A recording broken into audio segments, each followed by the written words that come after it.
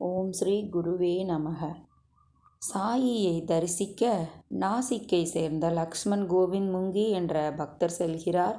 அவருடன் கட்ஜில் என்பவரும் நானா சாஹிப் நிமோன்கரும் வந்தனர். இரவு அவர்கள் படுக்கப் போகும் முன்பு கட்ஜில் சில பேரீச்சம்பழங்கள், 1 ரூபாய், 1 ஊதுபத்தி கட்டு ஆகியவற்றை தனியாக எடுத்து வைத்து மறுநாள் அவற்றை பாபாவுக்கு கொடுக்க வேண்டுமென்று மனதினுள் நினைக்கிறார். அந்த 3 பொருள்களையும் தனியாக எடுத்து வைத்துவிட்டு உறங்க செல்கிறார். மறுநாள் காலை மூவரும் பாபாவின் தரிசனத்திற்காக மசூதிக்கு சென்றனர். அவர்களை கண்டதும் பாபா, என்னுடைய பேரீச்சம்பழங்களையும் ஊதுபத்தியையும் ரூபாயையும் கொடு என்கின்றார். இவர் அவற்றை அர்ப்பணிப்பதற்கு முதலாகவே சாயி அவராகவே இவ்வாறு கேட்கிறார். கட்ஜிலும் முங்கியும் தனது உள்ளத்தின் விருப்பத்தை பாபா அறிந்து கொண்டதை குறித்து வியந்தனர்.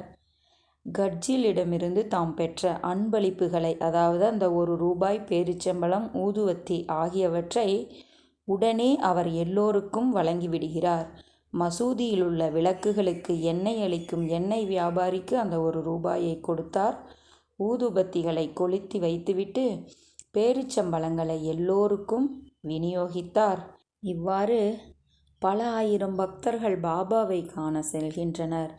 அவர்கள் அனைவருக்கும் அவரவர் உள்ளபடி பல 100 லீலைகளை புரிந்த சாயி அனைவரது ஆத்மாவாக அனைத்து உயிர்களுக்குள்ளும் தாம் நிறைந்திருக்கிறார் என்பதை ஒவ்வொரு தருணங்களிலும் நிரூபித்து கொண்டே இருந்தார். குருபாதமே கதி.